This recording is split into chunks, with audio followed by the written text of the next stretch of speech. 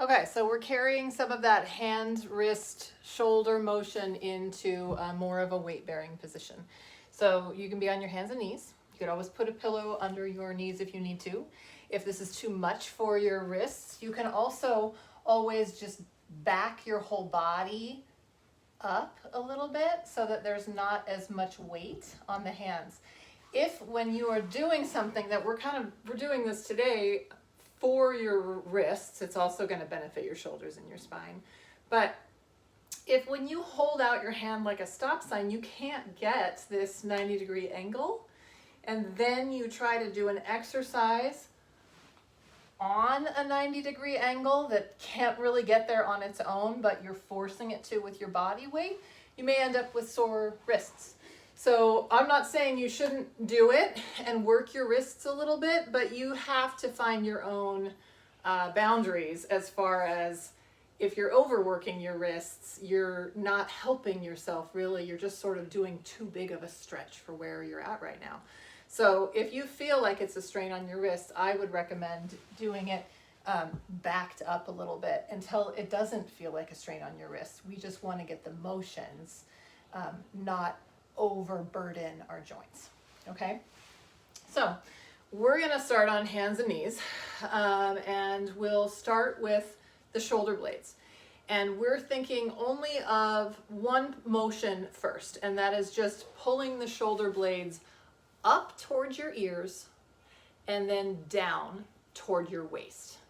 Up towards your ears like you're shrugging and saying, I don't know, and down towards your waist. We're going to do that on our hands and knees. That's the only motion I want to really be happening at first, just so you can feel if you can do it. So you're on your hands and knees, and you're going to pull your shoulder blades up towards your ears and down towards your waist.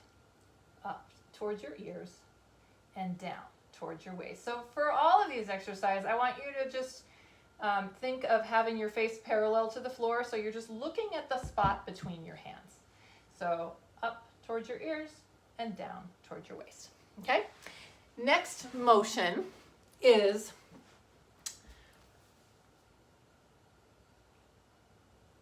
how do I want to say this? Well, it's the rhomboid push-up for those of you that have done that before, but it's protraction and retraction. So we're pulling the shoulder blades together and we're pushing the shoulder blades apart. So if you were just sitting here with both of your hands out in front of you, shoulders are staying down for this. You don't have to pull them down, but I don't want you to lift them up. You're basically pushing something away from you, and you should feel your shoulder blades spread wide across your back and even sort of wrap around toward the sides of your rib cage, and then pull them together behind you, and you should feel the shoulder blades coming around your back and closer to your spine. So you're pressing away from you, pulling toward you. Okay? On the floor, same thing. So we're seeing if we can allow the shoulder blades to come together, because we don't really have to pull them together. We've got gravity on our side here. And then we have to push them apart. Allow them to come together and push them apart. Now, can you do just that without involving that up and down motion that we just did? We're trying to treat this as a separate motion because we want to see what motions we do have and what we don't, and not mistake one for another. So, can you keep your shoulder blades down away from your ears? Just neutral, right? Not pull them down toward the waist, just keep them away from your ears, and allow them to come toward your spine and each other, and then push them apart. Down toward each other, push them apart. Another thing people tend to do here is wag their body and spine and ribs and pelvis around in order to sort of pretend the shoulder blades are moving. Not that you're doing it on purpose, it's just sometimes the shoulder blades are so stuck that we'll move anything else instead of them. So if you're looking at the floor, you're going to see, just check yourself. When I go bring my shoulder blades together, am I doing anything else? When I push them apart, am I doing anything else? you can tell my entire upper body is getting closer to the floor and further away from the floor. But we want to see if we can do that as a unit rather than part of my spine dipping down toward the floor and the other part lifting up, right? So that would be more spinal motion and less scapular motion, shoulder blade motion. So just see if you can do that, if you can separate those shoulder blade movements out. And then the next one is rotation. So that was this one where we had our hands out and we were rotating the arms in and out. We're going to do that on the floor bearing a little bit of weight and see if you can feel that the shoulder blades are actually going like this. They're rotating upward and downward. So on hands and knees, rotate your arms without hyperextending the elbows. Rotate them internally and rotate them externally. And let's really think about the rotation mostly being up high. So think about that upper arm bone rotating in and rotating out in the shoulder socket, and that will help you get those shoulder blades moving as part of this action. So think about the upper arm bone kind of pushing the shoulder blades into a rotation, and you might feel it a little bit more on the external rotation, and that's when you have the elbow pits facing straight ahead. You might feel a little more shoulder blade action there, and so if you feel that more, go with that and just feel the shoulder blades. Can you feel how the bottom tips of the shoulder blades are actually trying to sort of squeeze together toward the spine? And then external rotation, the bottom tips of the shoulder blades are actually rotating upward and away from each other. So just play with that a little bit. Can you do that without a bunch of other motion coming in? So, rotating, rotating. It's not a giant move yet. When we put all three of those motions together, the move gets a lot bigger and it really starts to affect your spine. And so we're going to try that now. So, you're going to internally rotate your arms, which will tend to elevate your shoulder blades toward your ears. You're going to let that happen and even encourage it. Okay? What else you can probably already see happening in my shoulder blades is they're protracting too. They're starting to move away from each other. Okay, so you've got all three of those motions, and I can really feel that as those motions happen, it's taken my upper back spine, my thoracic spine, into flexion, a forward curve. I'm going to encourage that to keep going. I'm still going to stare at the floor though, because I want the counter effect in my neck, okay?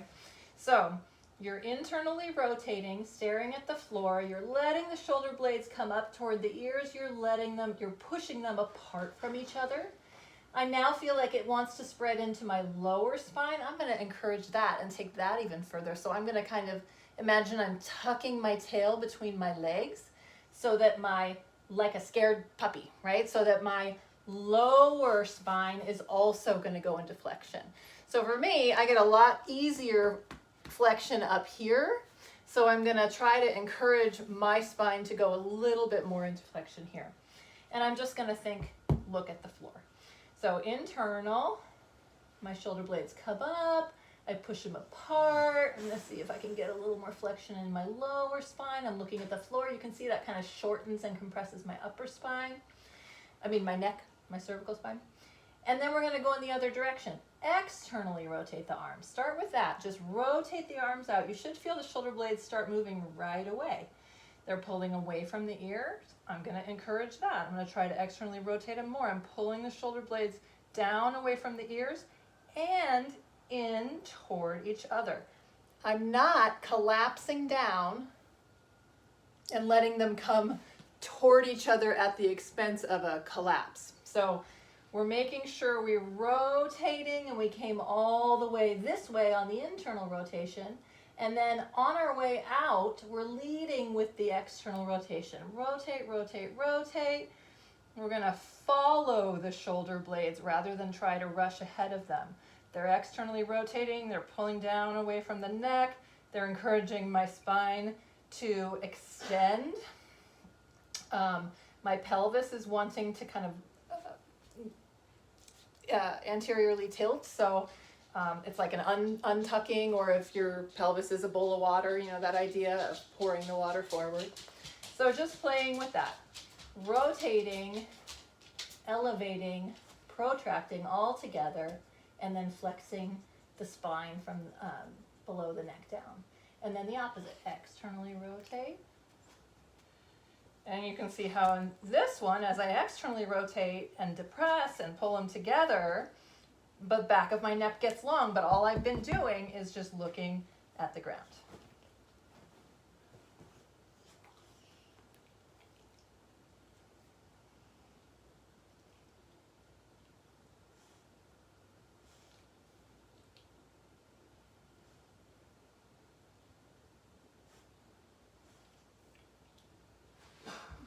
Okay, so that's just a little bit hand, shoulder, spinal connection.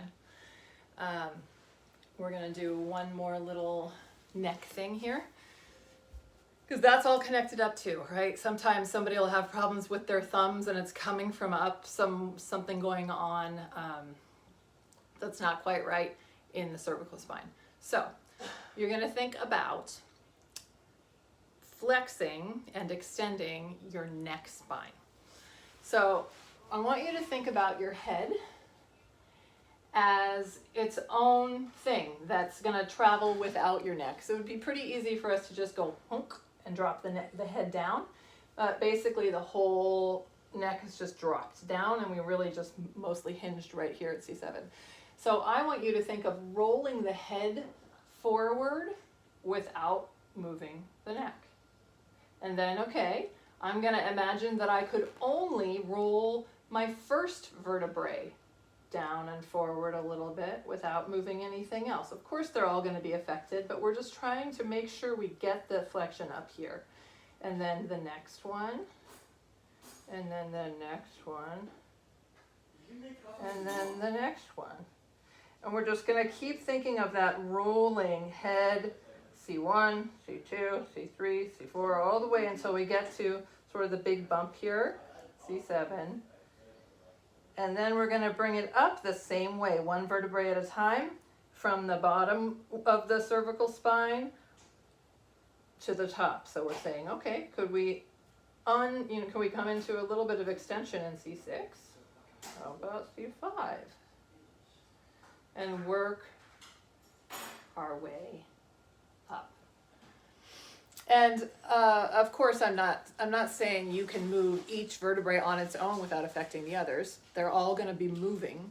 But I want you to just imagine that you could move one and then the next and then the next, because that will help you just get a little bit more space in the vertebrae of the neck.